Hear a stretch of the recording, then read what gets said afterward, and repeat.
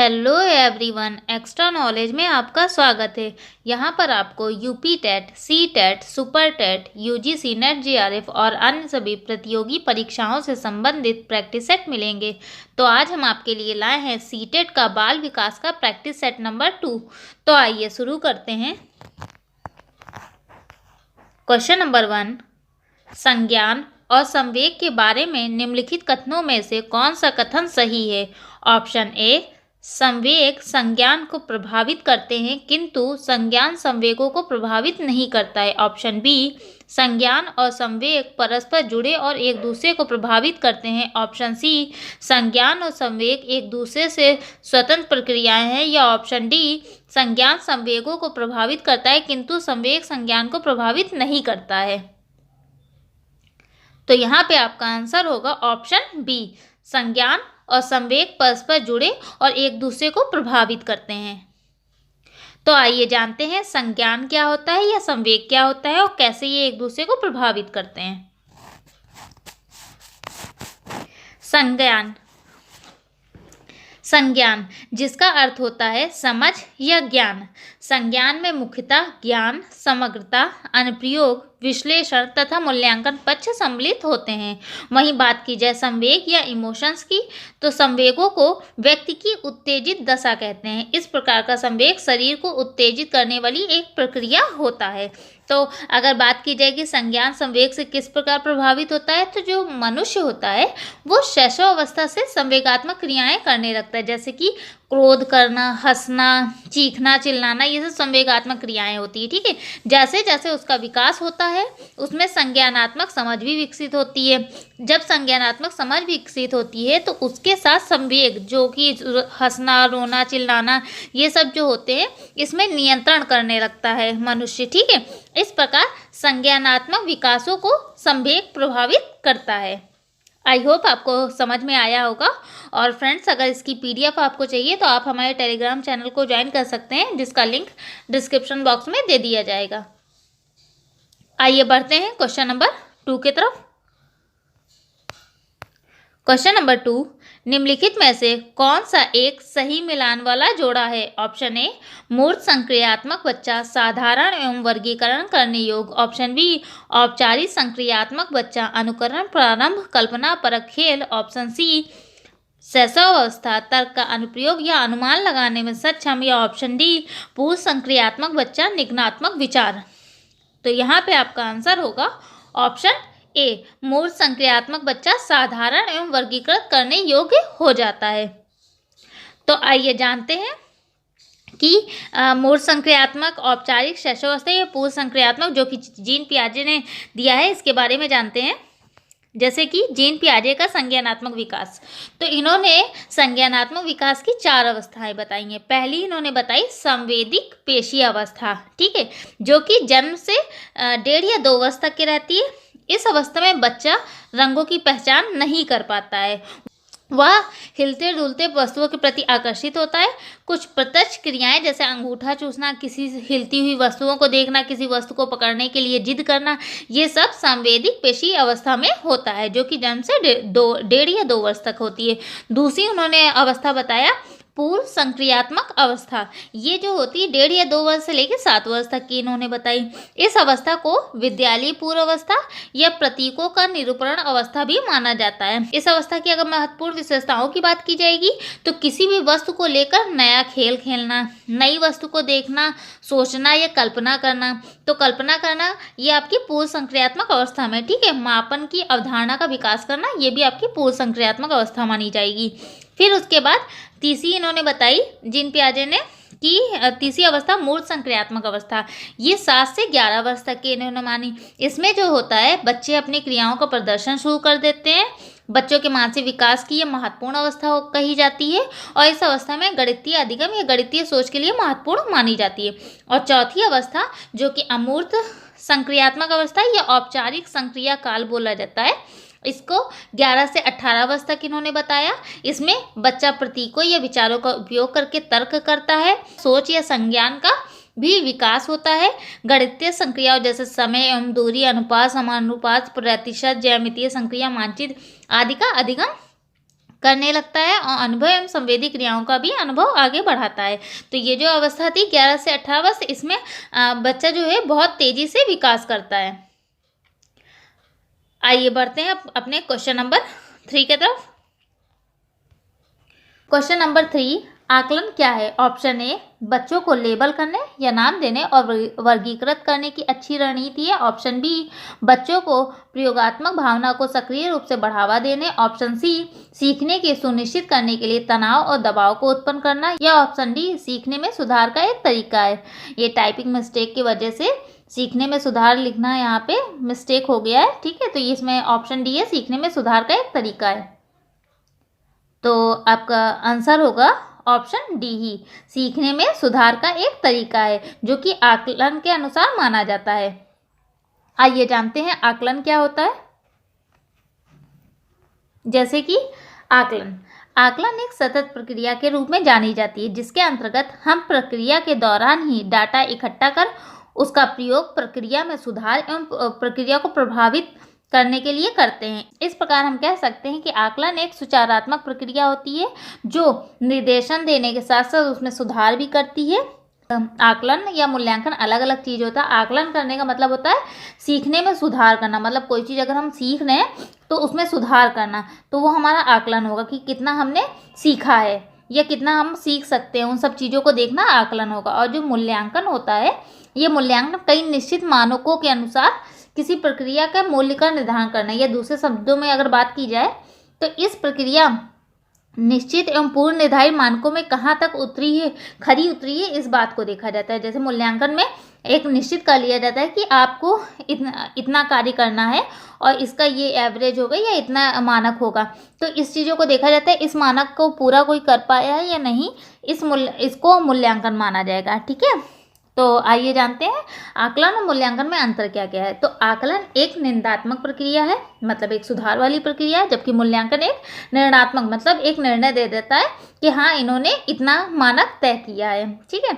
आकलन एक सतत प्रक्रिया, जबकि मूल्यांकन अंत की प्रक्रिया होती है। आकलन में शिक्षक एवं शिक्षार्थी दोनों ही प्रभावित होते हैं, जबकि मूल्यांकन में केवल मूल्यांकनकर्ता प्रभावी होता है। आकलन निरपेक्ष होता है, जबकि मूल्यांकन सापेक्ष होता है। आकलन प्रक्रिया आधारित होता है, जबकि मूल्यांकन उत्पाद आधारित होता है। आकलन सुधारात्मक सुझाव पृष्ठ पोषण प्रदान करते हैं, जबकि मूल्यांकन केवल आउटपुट के बारे में बात करता है। आई होप आपको समझ में आया होगा आकलन और मूल्यांकन के बारे में। आइए बढ़ते हैं अपने क्वेश्चन नंबर 4 की तरफ। क्वेश्चन नंबर 4, एक बच्चा अतीत की समान परिस्थितियों में की गई अनुक्रिया के आधार पर नई स्थितियों के प्रति अनुक्रिया करता है। यह किससे संबंधित है? ऑप्शन ए, सीखने के प्रभाव का नियम। ऑप्शन बी, सीखने की प्रक्रिया की अभिवृद्धि नियम। ऑप्शन सी, सीखने की तत्परता नियम। या ऑप्शन डी, सीखने की सदस्यता नियम। तो यहाँ पे आंसर होगा ऑप्शन डी, सीखने की सदस्यता नियम। तो जब बच्चा अतीत की कोई समान परिस्थिति देखता है, उसी के आधार पे उसके बाद में उसकी अनुक्रिया करता है, तो ये मतलब समान परिस्थितियों के अनुसार अगर अनुक्रिया कर रहा है तो ये सीखने की सदस्यता का नियम के अंतर्गत आएगा। आइए बढ़ते हैं क्वेश्चन नंबर 5 की तरफ। निम्नलिखित में से कौन सा सूक्ष्म गतिक कौशल का उदाहरण है? ऑप्शन ए, कूदना। ऑप्शन बी, लिखना। ऑप्शन सी, दौड़ना। या ऑप्शन डी, चढ़ना। तो यहाँ पे आपका आंसर होगा ऑप्शन बी, लिखना। सूक्ष्म गतिकी कौशल का उदाहरण लिखना है। आइए जानते हैं सूक्ष्म गतिकी कौशल क्या होता है।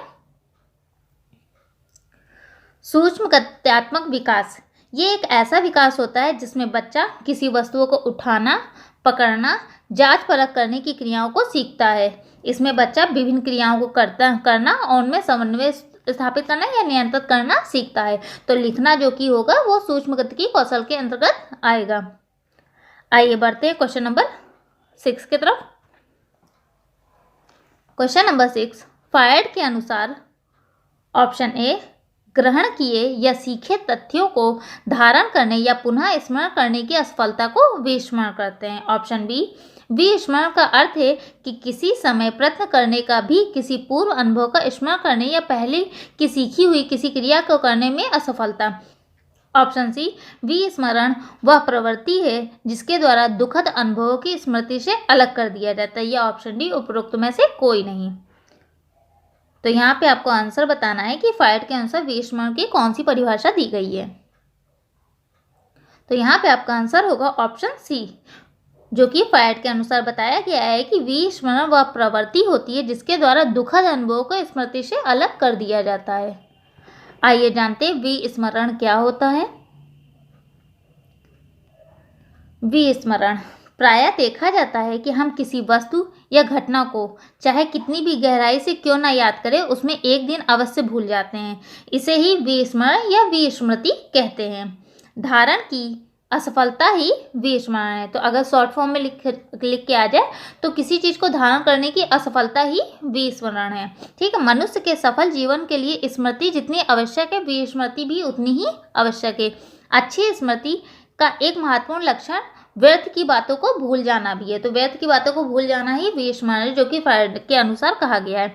तो हम जो दुखद चीज़ें होती हैं उन्हें भूलना हमारे लिए सही होता है, क्योंकि सब चीज़ें अगर याद रखेंगे तो हम जीवन में हमेशा ही दुखी रहेंगे। इसलिए जिस तरह से हमारे जीवन में स्मृति आवश्यक है, उसी तरह हमारे जीवन में विस्मृति का भी अपना महत्व है।